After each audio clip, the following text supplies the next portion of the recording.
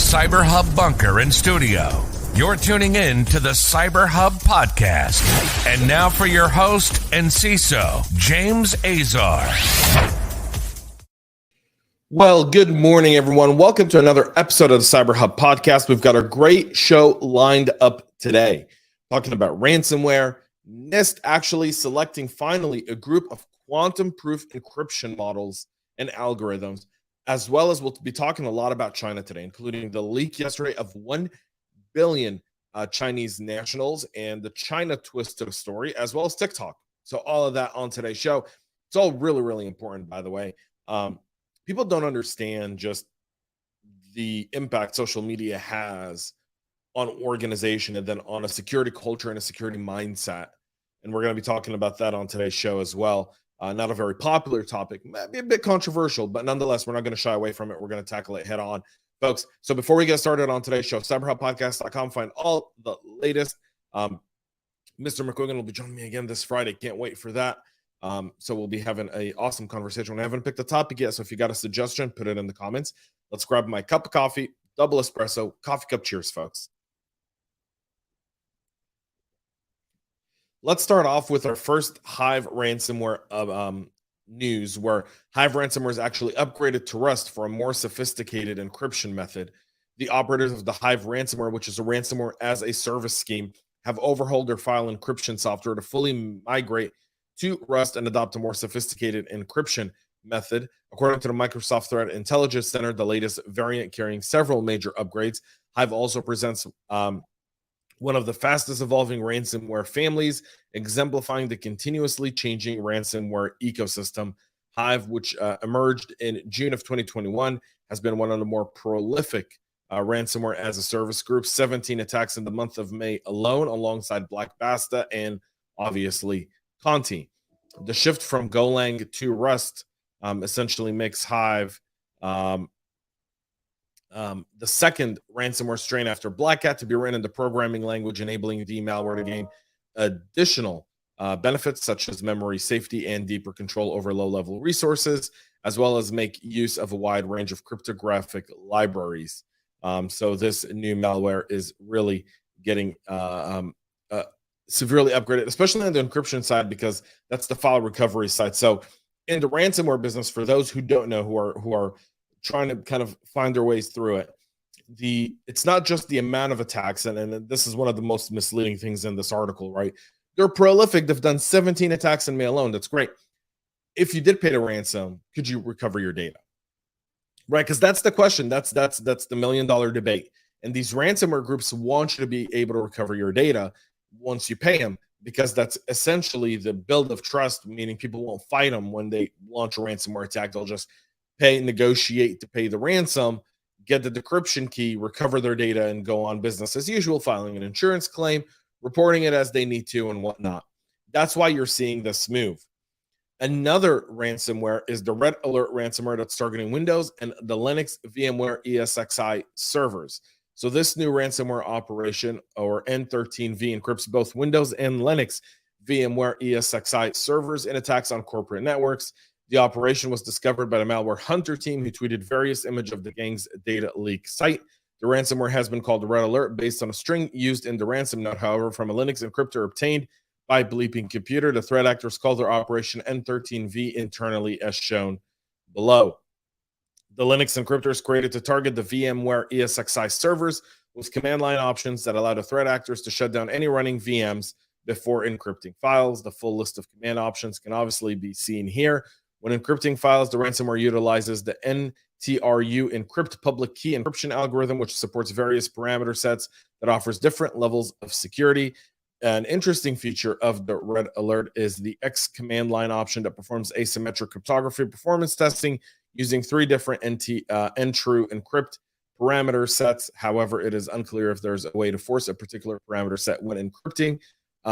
If the ransomware selects a more efficient one, again, we're seeing kind of how this is going along, and how ransomware is evolving. They're focusing a lot on the encryption, on having better encryption and not just bad encryption,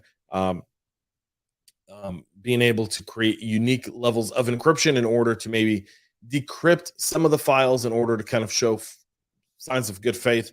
Technologically, the ransomware gangs are looking at this as a business opportunity.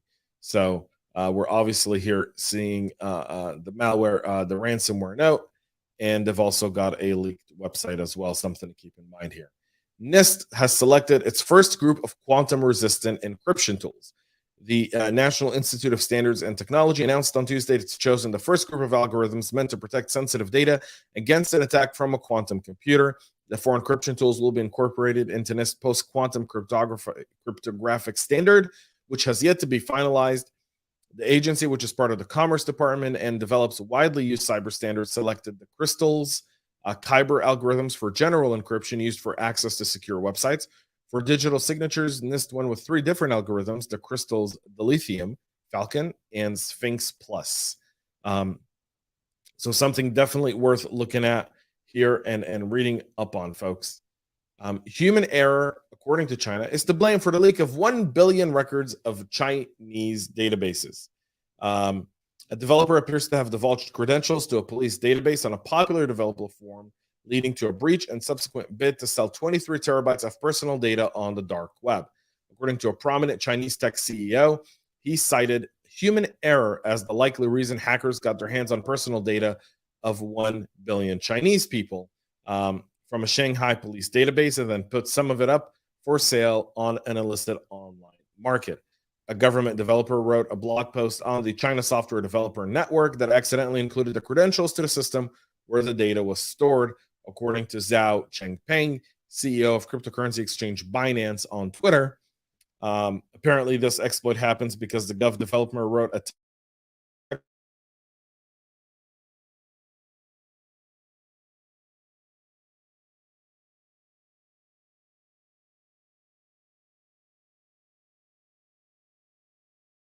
this is really bad for China.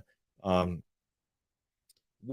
it's your own CSDN. I mean, technically, this is a China only type of environment. So, you know, threat post here goes into this whole thing about human error. I don't buy human error. I don't know if any of you do as well. If you do, please tell me why in the comments. I'd love to see it. I think someone was able to get into that database. There's been no proof of, by the way, that the credentials were in the blog post or anything like that. They've just taken a senior tech executive who they think the world would listen to and going, like, hey, go out there and say someone did this, that no one hacked us in China because we need to save face. That's my call. Sticking to it based on what I know about China. Finally, let's talk about TikTok. So the FTC the FTC chairwoman Lena Khan got a letter from U.S. senators urging her to scrutinize how well TikTok safeguards private data.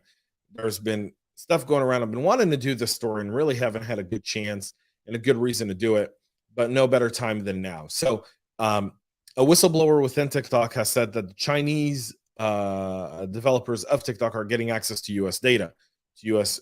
user data. Now, TikTok, by far, probably one of the worst social media networks. People talk about, like Twitter and Facebook and Instagram, and TikTok by far is the worst contribution to planet Earth. I see zero. If TikTok went bankrupt, there would be no one here than yours truly that would be happier. It'd be sad for U.S. folks that would lose their jobs, but they're skilled and talented and they can find other work. TikTok is bad for America, period. End of discussion. TikTok is saying that they never shared U.S. data with the Chinese government, but there's insiders within TikTok that are saying, yeah, they have. And ByteDance engineers could work on the platform's algorithms. They can get access to the data. They can test those algorithms with the data. And that, by the way, that all makes sense. I mean, the explanation that TikTok has given is like, well, we're hosting this somewhere in the U.S. So what? I mean, it makes no difference. They can VPN in from China, pretending to be from the U.S., right, using their corporate VPN and be able to log in and get that. We need to ban TikTok from the U.S. as soon as humanly possible. This app needs to be deleted off of every device. And that might be the smartest thing we could do to save the youth of this nation at some point. All right, folks, that's it for our show today. We'll be back with a lot more Tomorrow to wrap up the week in news. It's been a short week, and then Friday, Mr. James Coogan will be joining me for another fun episode of Friday Conversation and some trivia. We haven't picked a topic yet. We will over the next few days. I'll let you guys know tomorrow what the topic will be for Friday's show. Till then, have a great rest of your day and stay cyber safe.